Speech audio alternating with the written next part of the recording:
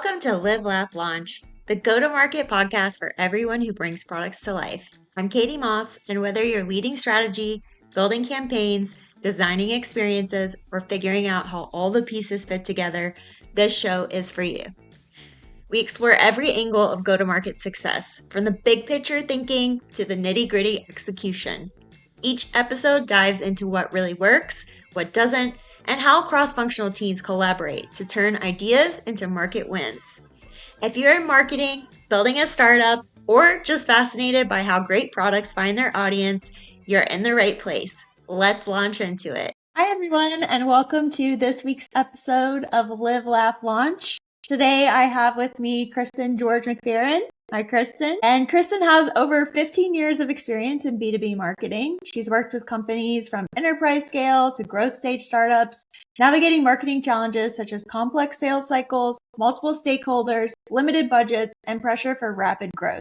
Her industry experience spans financial services, sports marketing, manufacturing, hospitality, professional services, SaaS, and tech services with particular depth in companies selling to HR buyers. She received her BA from Wellesley College and her MBA from the University of Houston. And outside of marketing, she has a strong love of reality TV, which we were just talking about before this. And she enjoys binging Bravosphere recap podcasts and is deep into her bird nerd era. So very popular era right now for our age. But does everyone else have within arm's reach their Texas Field Guide? Oh, you can't see it, but the Texas Field Guide to birds? Because wow. No, my husband does have the app where you can collect. Okay. I forget the name, but you can collect them like little Pokemon. So yes, it's a good time. It's a nice era to be in. It's very soothing, and yet it still has the excitement because you wouldn't have thought it, but seeing a new bird is an exciting moment in life. Oh, so funny. Christen, Matt, we worked together my last full-time company, particularly for HR buyers, and I asked you to please come in and help me with demand gen because that is not my forte. So happy to have you here to share your knowledge with everyone. So let's talk a little bit about how GTM strategy and demand gen fit together. So you've worked across a lot of different companies, a lot of different industries, in competitive ecosystems for those larger companies like Workday, AWS, and ServiceNow. What makes a differentiated partner-led GTM strategy actually work, in your opinion? Well, so I think this applies to SaaS, but in those ecosystems, I was working at the services company, which is actually, I'd add a layer even more challenging because at the end of the day, they've already bought the software. And so the product that they were buying, they have purchased. They've made that decision and they have this expectation of functionality and life thereafter. And so on the services side, what you're selling are people and ideas. And really, we like to say on the services side, it's people, process, technology, that you have to approach it in that way. But people typically are like, oh, here's my technology, check, I'm done. And so it's a bit of an uphill battle. It's also a little bit of a, you have to go into it with your loins girded because most people end up really unhappy with their implementation partner because a technology rip and replace is a painful, long process. So when you're thinking about the marketing side of it, you already know all these back-end realities. You already know the horror stories coming out of customer success. You already know the challenges that the sales team has experienced getting these sales. And you know that a lot of this has actually been very relationship driven to get to this point because you have those alliance relationships with the technologies. And so a lot of it is going to come down to make sure you're speaking this. It's kind of ABM-esque. It was make sure that you are talking a very personalized challenge and pain point that is specific to that company. Not every company is going to have to overcome a shortage of staff. Not every company is going to have to rip up all their processes and update those. You know, it's going to depend. So if you're going to market talking about how we will evaluate this and we have the same playbook that we're using XYZ time, that's probably not going to win you customers. It might get a couple looky-loos, but it's not going to convert. So it's being prepared to do a much more of a one-to-one versus and one-to-many versus a one to everyone kind of play. Yeah, for sure. That's interesting. You mentioned like the back end stuff and working around that. That happens on the product marketing side too with the product, where you talk a lot about a product that may or may not be totally ready yet, right? So when you are managing demand gen for legacy products that already exist and new market entries at the same time, how do you allocate those demand gen resources and prioritize? That's actually a matter of politics. I mean, realistically, right? That is what's going to make your boss look good, because we've all been in situations, right, where the business is super gung-ho about a new product launch, but chances are good that it's not actually anything particularly differentiated in the market. That you're going to have to push out an incumbent to get that sale. Like there's a lot of uphill battle that might come out of that. And so realistically, whether you're the CMO or a marketing coordinator, the question is at the end of the day, what makes your boss look good? And how do you align your resources against that? I think there's always an opportunity to put forth your best advice. But in this reality where we're all getting laid off, you have to go where the money is. And so sometimes people will be made happy with just a splashy fanfare that doesn't actually get a lot of budget. It just might get a lot of airtime for a couple weeks. But if all the machinery is still in support of your existing product that people really like, and that's what people are coming to you for, that's where your inbound motion is paying off, then, that's kind of just like the balance, right, that people have to do of making a superior happy / also driving revenue. Yeah. Thanks for keeping it real. I mean, that's a really interesting perspective because there's so much effort that goes into launching new products. But we know also that the biggest kind of white space for revenue is always with existing customers and often existing products as well. Yep. So I agree with you. There's definitely got to be a balance. And I think that's why it's so important that demand gen and product marketing are working together. I know a client I'm working with right now, their demand gen manager keeps me honest all the time. He's like, but like, why? He just asks me why all the time. Yeah. And I appreciate that because you have to launch the product, it has to look great. That's where the business is headed. But yeah, you can't forget about what you're offering today for sure. I think it's also a matter of time, right? The challenge is always how much time is someone going to give you? And there might be an expectation of like 90 and 10 and 90 is going to this new product, but everyone knows that would shoot you in the foot. And so really it needs to be a very visible 10% and 90%, over the next 6 months is still going to the existing product. But then, that balance can shift over time, especially if you're having, as you should be, presumably, right?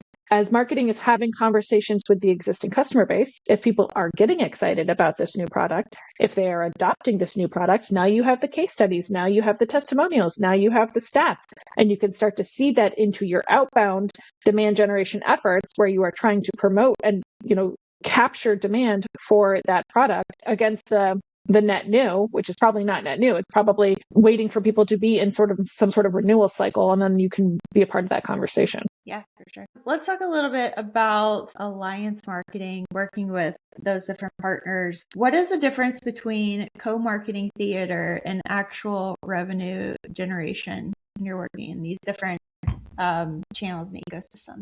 The money, the results. I think that's, the marketing in general, right? Like what is activity versus what is revenue driving? And then realistically, at the end of the day, there's lots of people who work really, really hard, lots of marketers, partner managers, right?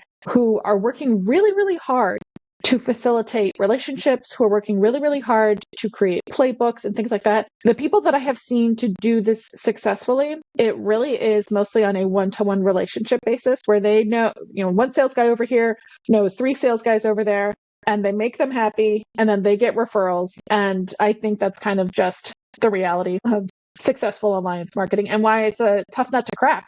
Because what it can often end up looking like is sponsoring a lot of QBRs. And that doesn't necessarily it can feel like a boondoggle. But if you have salespeople who are willing to partner with you and make sure that activity is tracked in the CRM and that opportunities are linked back to these campaigns, even if it is 6 months later, then at least you have the business case to say, like, this was worthwhile. Yeah. Speaking of the business case, when you are supporting deals across all these multiple channels, how do you build those attribution models that sales and finance actually trust? Well, it has to live in your CRM. It can't live in the marketing automation platform or a spreadsheet, right? It has to be something that someone else can immediately pull up a report and believe the numbers. So it also can't be highly complicated, even though I know that that's one of my frustrations. I mean, you talk to any marketer and they're going to have strong opinions about attribution models, first touch, last touch, whatever the case is, but it can't be complicated. So everyone just has to be okay. Like from a market, like mentally, right? Like the marketer just has to be like, okay, I make peace with the fact that it's last touch attribution or whatever the case is, because you want your CFO to go in and say, yes, I agree that there has been $15 million worth of revenue this year as a result of marketing's influence or marketing's touch or whatever the case is. I think marketing summed up internally, externally, whatever the case is, right? It's relationship driven. So do you have salespeople who are doing a good job of data hygiene, which can be very challenging, very, very challenging?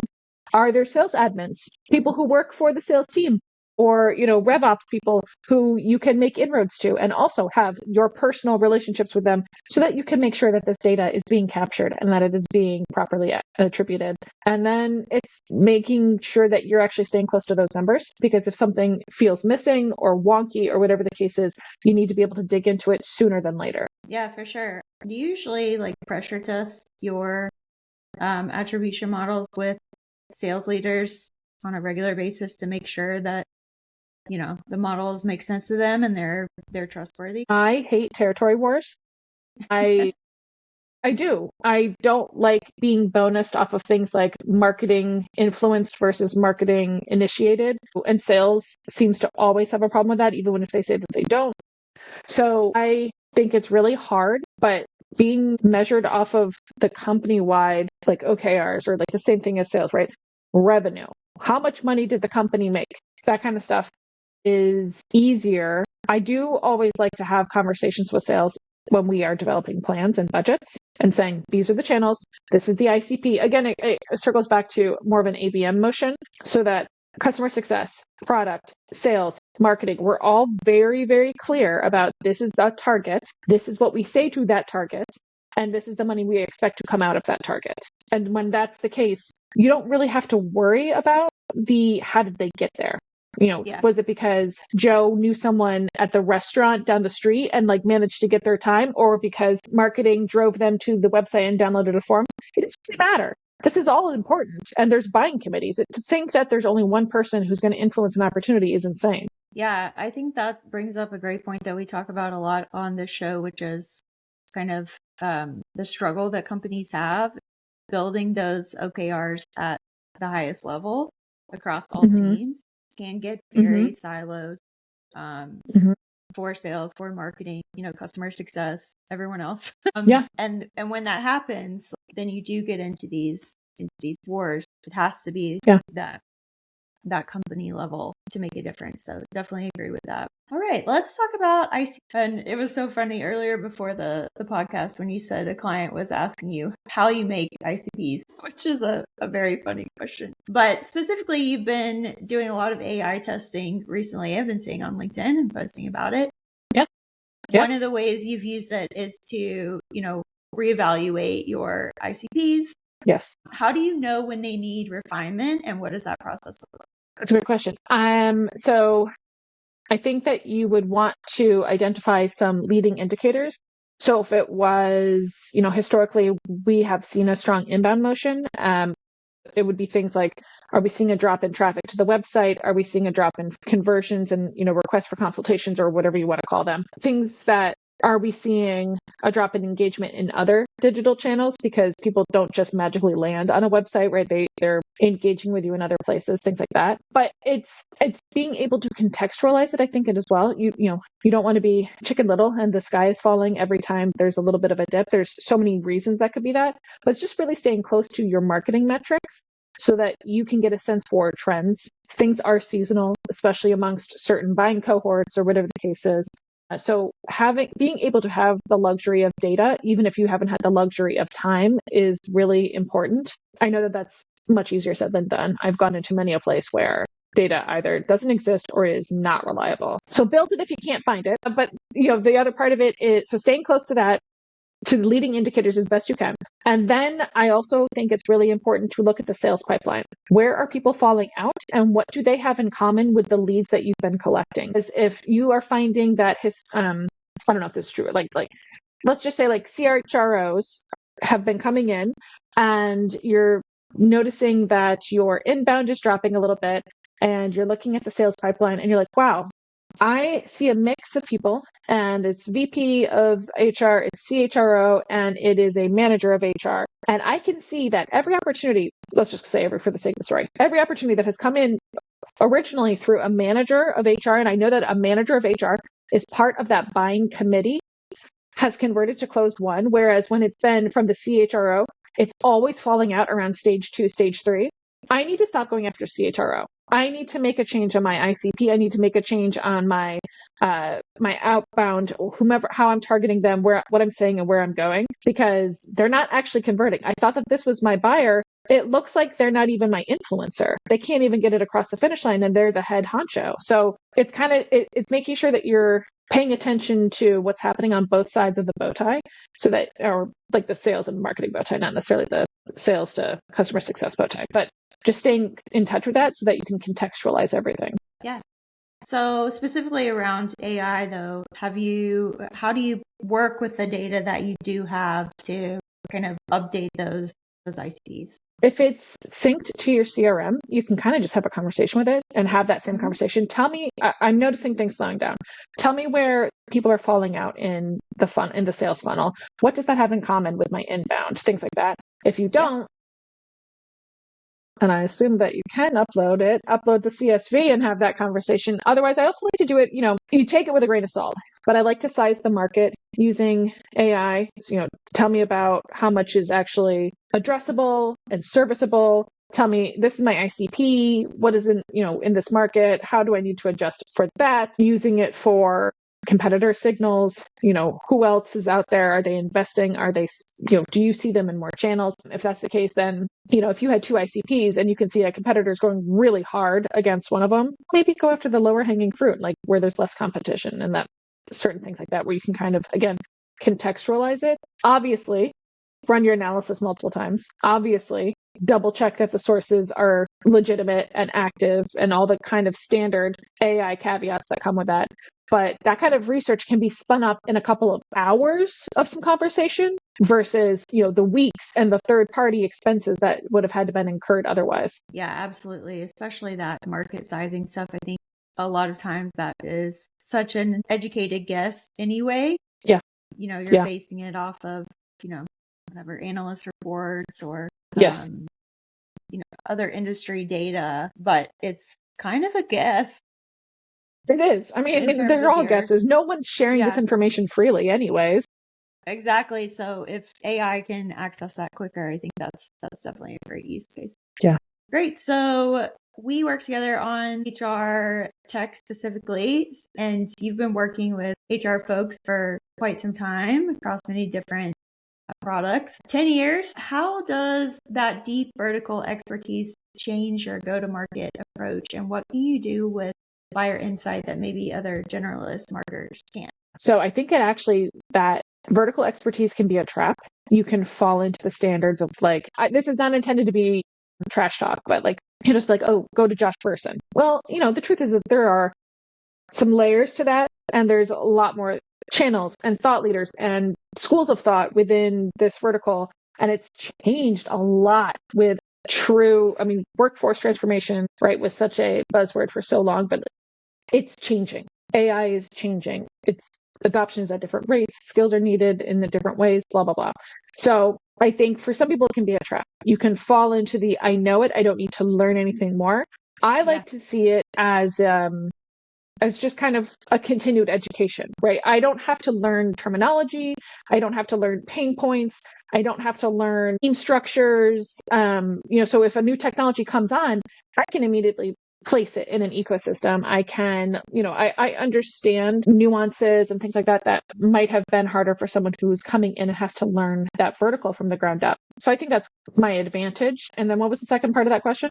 I guess it would be how that changes your approach to go to market. So I'm always trying to find, demand gen. I can't actually magically make people in market, and I can't actually free up budget and decision making. And so what I like to always do and use my knowledge to do is finding the new people, the new thought leaders, the new channels, the new messages, the new pain points, so that marketing, the go-to-market can incorporate that, and we can make sure that we are part of these happening conversations versus trying to get into them after they have happened. It's really hard.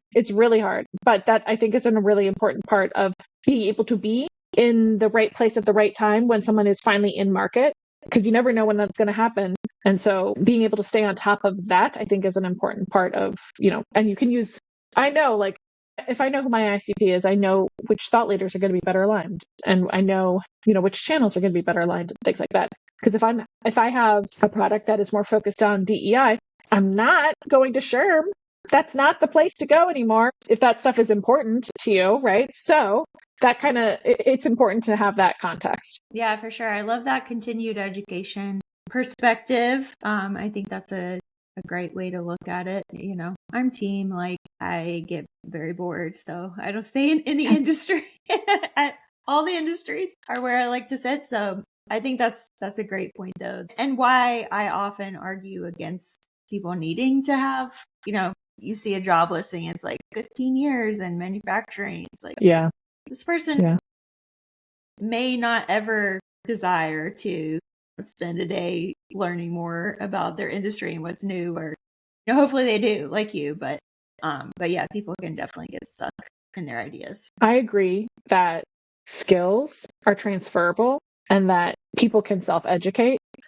I think it comes down to, I am passionate about, it's so cheesy, but it's true. I've been able to be in different industries. I don't give a rat's behind about cybersecurity, other than, like, as a customer, I do, right? I don't want my data sold, and I don't want my data breached. I don't want to work with a company that doesn't know how to take that stuff seriously. Do I want to sell to a CISO? No, that sounds super boring. I don't want anything to do with that. You could not try to convince me that, like, a hack is going to be interesting. You couldn't. But I actually do find the future of work fascinating and compelling. I do find the war for talent fascinating and compelling.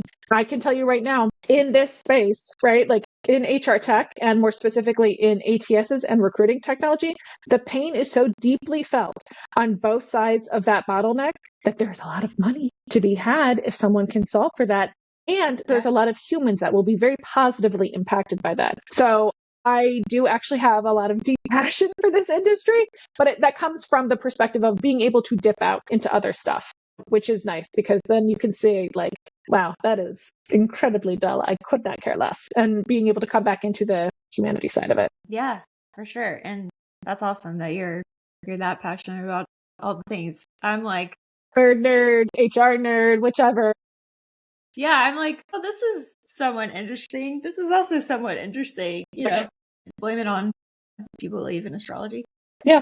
My Gemini-ness, I want all the things. Or my ADHD, whatever. But yeah, awesome. So let's go back to sort of the demand gen stuff specifically. When we worked together, you came in and definitely took a look at our MarTech stack. I think a lot of companies have collected a lot of things as part of their tech stacks for marketing. What do you see that's usually broken or challenging? The tools, the process, or the actual strategy underneath? Probably process most. Again, it comes back to people, process, technology. And so you probably have the right people. I'm assuming that you've hired well. So then the question is, what are they spending their time on? What are you trying to have them do, and how are they going about it? Too often, it's spray and pray. And so any tool will be ineffective in that. Hopefully, maybe I'm giving someone an idea, but generally speaking, they're not built for that. They are built for campaigns. And so if you're not able to execute on a campaign and iterate on a campaign, then the technology is not going to be great anyways. That said, the MarTech landscape and sales tech landscape have changed so much in the past 2 years. I think the best thing that you can do as a marketing leader is not get locked into a multi-year contract. I know a rip and replace is really painful. I know data migration is a big headache and also a bit of a risk. But with the evolving landscape and the evolving capabilities, you don't want to get locked into, what will become, let's call it, again, this is not meant as trash talk, but like, you don't want to get it locked into what will become like a sales loft when once everyone is on it, you've already lost your advantage. There's a diminishing point of return, right? If everyone adopts a technology. So you want to stay nimble. You want to stay ahead. You want to be able to adopt new things ahead of the curve, which will include sometimes some bad stuff. But you want to be able to do that so that you can try and stay ahead with your customer or your prospect in a way that someone who's locked into a 3-year subscription and therefore has to be executing in the same way over and over again and cannot adapt their processes is not going to be particularly effective. Yeah, that makes sense. So you also work with startups and they may not have a ton of stuff in place already. What are your go-to demand gen strategies, tools, etc., that you would put in place if you're coming in pretty early? You have to have a CRM. I do think you have to have a marketing automation platform. I'm not saying it has to be Marketo, but you need something because you need to be able to track. You need data. You cannot keep living in best guesses. I think you also need to be focused really on relationships, have conversations with product, have conversations with sales, have conversations with customer success. Let that inform. I love when sales uses a recording, like a gong or a course or whatever the case is, so that you can listen to those. I think that's such a valuable tool. So I would rather, as a marketer, I would rather give up some of my channel spend to know that these calls are being recorded and I can listen to them. And then from a channel, I know that there's a lot of ebb and flow in this particular channel, but I do think events are worthwhile. It's up to you to find the effective event. You have, again, it comes down to who's your ICP? What are you trying to sell to them? What does the sales cycle look like? All that kind of stuff. So, it has to be a data-driven decision. But I think if you have good salespeople, that's going to be a really impactful channel for you. Because typically, especially, right, it's not about, I need to seed Q1, I need to get deals today. So you have to spend in a way that will put you face to face with someone who is in a buying cycle. Yeah. Do you think that the onslaught of AI, everything and automated everything has made events even more important than they have been in the past to have that human element? I don't know that I'm worried about the return to office taking away the value of events, in-person events. Coming out of COVID, when kind of a while after COVID, when people truly felt comfortable going back into large groups and they were still being able to work remotely, it was exciting to be around a group of people again. They enjoyed it because it was out of the ordinary. If you have to suffer a commute, if you have to be in a cubicle, I don't know that events will hold the same appeal, and I am worried about attendance dropping, but only time will tell. I'm not sure how that's going to play out. And so to answer the question specifically about AI, I think people want to learn about AI. So I imagine AI-centric things will still have an appeal. So you might have to go to something that you would not have considered to be your go-to. I don't know that I can talk about AI in HR. Go to it anyways, be a sponsor, try it out, and talk to the people who want to learn about it. Yeah, so I more meant the automated LinkedIn. I think it's been around forever though. I mean, Sales Loft, cold email. The AI SDRs. Yeah, that's true. That's true. I think that this has been around for a while. So I don't know that. I think if you do it poorly, people aren't going to like it regardless, whether it's human or AI. And there's a lot of very poorly done automation. Very poorly done, and has been for a while. Gotcha. Speaking of AI, I feel like I'm a broken record. Literally, this podcast is just well, let's talk about AI now.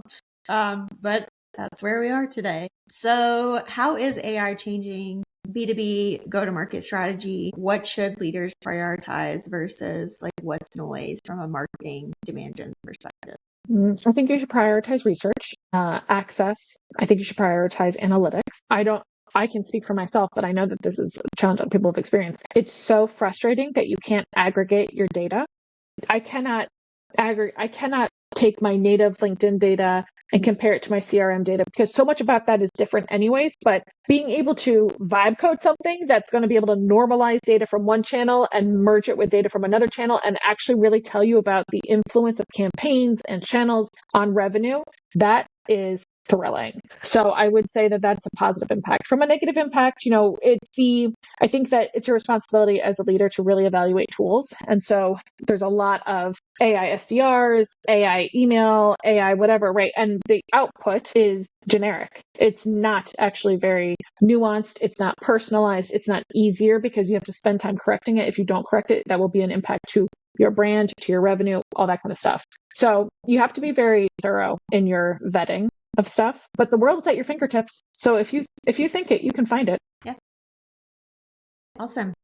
Any other things you want to kind of wrap up with, Christen? Any like big mistakes you see people making, or any words of wisdom around demand gen or go to market? I think the biggest mistake anyone can make, myself included, right, is demand generation is really not any different from any other marketing. And what makes marketing really good is relationships. So whether you are in a promotion, whether you are coming in as an external hire, whether it is a leadership role or a coordinator role or whatever the case is, don't neglect the relationships that you develop and prioritize the relationships that you're creating, cross-functionally, laterally, vertically, whatever the case is. Make sure that you're creating relationships and then apply that skill and that listening externally so that you can have relationships with your prospects and your buyers, because that is a critical part of the brand perception, and the brand perception is what's going to help you be the person they buy when the product set is essentially the same.